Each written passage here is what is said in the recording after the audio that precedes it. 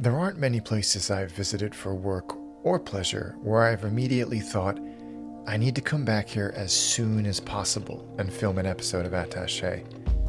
In fact, there's only one place, and it's here, Valencia. I was so taken by the city when I visited earlier this year that I came back just 2 weeks later to make this episode. I don't think I can point to one specific thing about this city that grabbed me so assertively. Rather, Valencia as a place, a concept, a feeling, just felt good. I felt happy there. And hopefully over the next few minutes, I can show you why.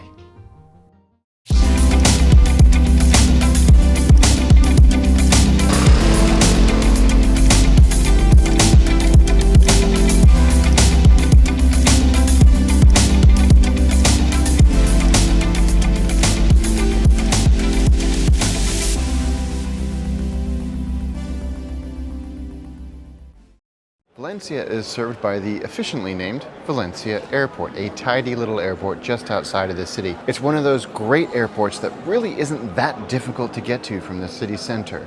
Both the metro and the taxi take about 20 minutes, with the metro going right into the airport. The only advantage of a taxi, of course, is that it will get you exactly where you need to go, whereas the metro, you need to be a little bit more general, but it's nice to have options.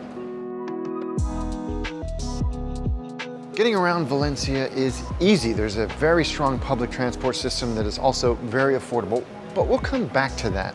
Because not only is it easy to get around Valencia on foot, the city's almost completely flat, but it's one of those cities that actually rewards the intrepid ambulist. Nooks, crannies, alleys, plazas, the city is full of them, and the only way to get to most of them is on foot.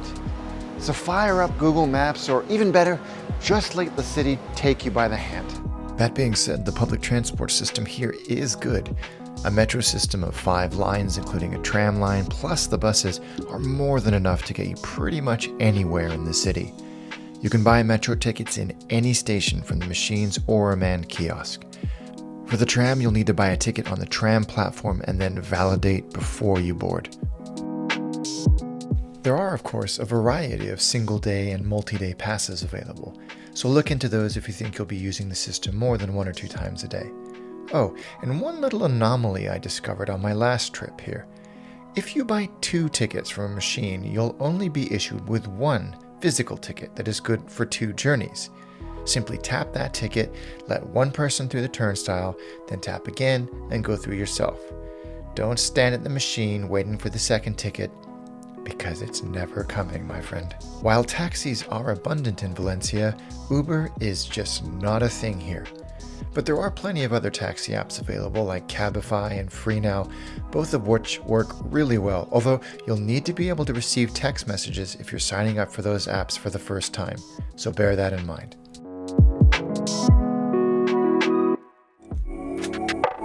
A reliable and trustworthy VPN is pretty much a requirement these days. I use one every day without fail, not just when I'm traveling, but at home too. And my weapon of choice is Surfshark. Available on all platforms, including Mac, Windows, iOS, and Android, you can secure unlimited devices with just one Surfshark subscription. And I can watch my favorite Netflix shows when I'm traveling without having to worry about those pesky geographic restrictions. There's nothing worse than binging on your favorite show, only to realize you can't watch the next episode when you arrive in a new country. And these days, when we're all super aware of our privacy and security, it's reassuring to know that Surfshark have a strict no logs policy, and it blocks ads, malware, and trackers. They have over 3,200 servers in over 100 countries. And if you use the exclusive link in the show notes below, you will get a whopping 83% off, plus 3 months free. And Surfshark have a 30-day money-back guarantee, so there is no risk to give it a try today.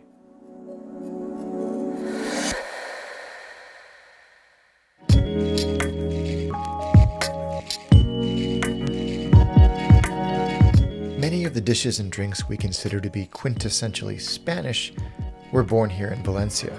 So good. Paella and horchata, to name just a couple. And neither of those should be missed. Both products of their environment, both wrapped in tradition and protocol.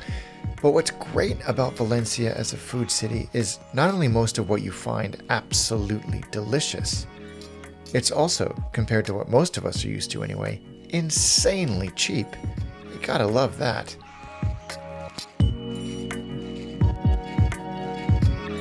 Valencia is the home of paella, so while you may be able to find it elsewhere in Spain, you gotta eat it here. And when you do, you have to have this version, paella valenciana, which is chicken, rabbit, green beans, much like mange tout, and snails. Relax, it's fine. Absolutely delicious. Now, a few things to remember about paella. It is exclusively a lunchtime thing. If you see it on the menu for dinner, avoid it. It's not gonna be the real deal.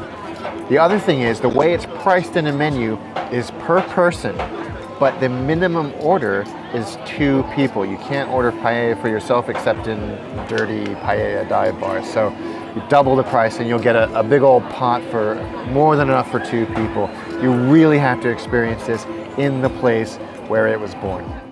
And when seeking out local treats, there's no better place to start your hunt than the palatial Central Market. A local but legendary delicacy of choice is, of course, the Valencia orange. You want an OJ? You want an OJ? And if you're not drinking Valencia orange juice as part of the city's cocktail of choice, Agua de Valencia, then you must absolutely try it neat, so to speak. Dos, por favor. Gracias. Everywhere you go, especially in markets like this, you can get freshly squeezed orange juice like you have never tasted before. I've had Sunny Delight, so I know good orange juice. This will blow your mind. I had a reflex there where I actually wanted to pour it on myself.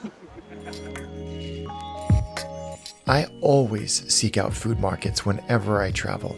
They are a veritable cornucopia of fresh produce and prepared food, and they are a reliable point of entry for local food traditions and meals. You want to know the secret for establishing whether a food market is legit or not?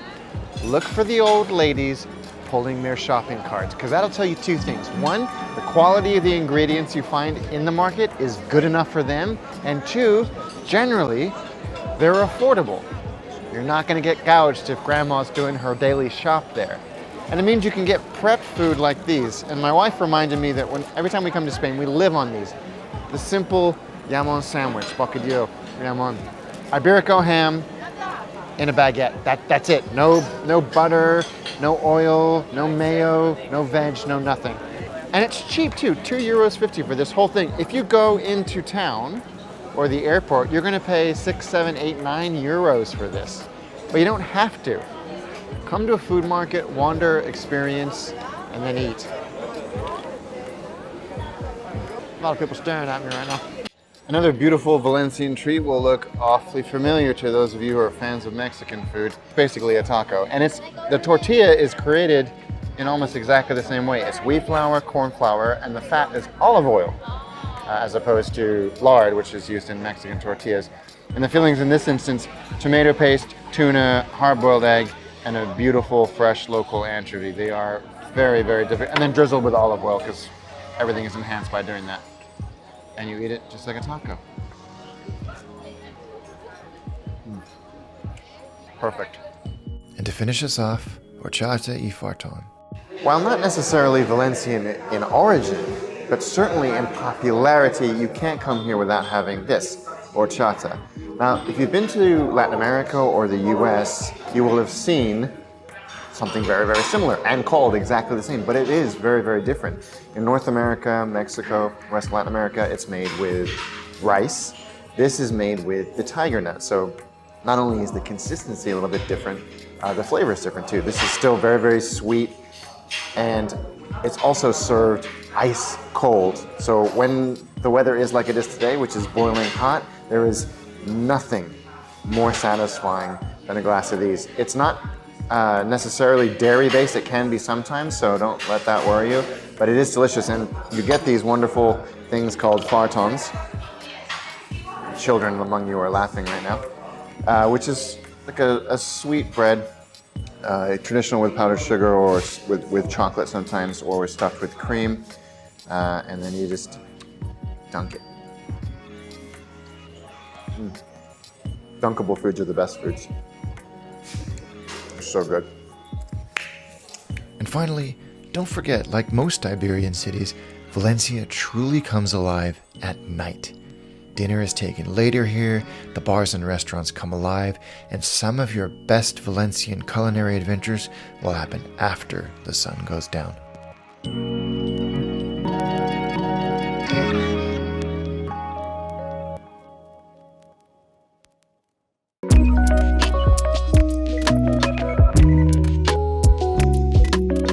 Valencia is in Spain, and Spain uses the euro, so you will too while you're here. Now, COVID has accelerated the abandonment of cash in much of Europe, so you'll find you can use your card pretty much anywhere, even market stalls in the smallest of shops. But Spain feels exceptionally good value, and Valencia exemplifies that.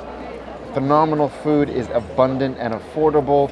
The pricing system for the public transport is really, really good value. And there's hardly any gouging, even at the bougie beach bars.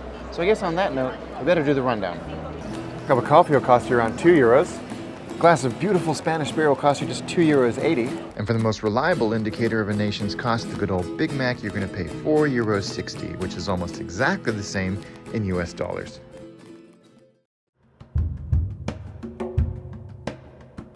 It seems unnecessary to talk about safety in a city which, by almost every measure, is extremely safe. But Valencia does offer that potent combination of sun, sea, and cheap booze to millions of people that live on cold gray islands just a couple of hours flight away. So it is a magnet for stag do's, lads trips, etc., etc.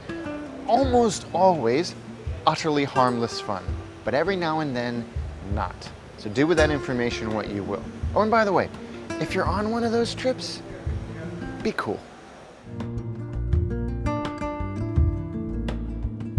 Valencia has many of the charms I look for in a place. Warm weather, warm ocean, warm people. That combo alone is harder to find than you might think. But add in delicious food, a reasonable cost of living, and a ridiculously sensible attitude to work and life, well, now we're verging on Shangri-La in my books. Is Valencia perfect? No, of course not. But it gets so many of the important things right that it's easy to look past the sharp edges and imperfections.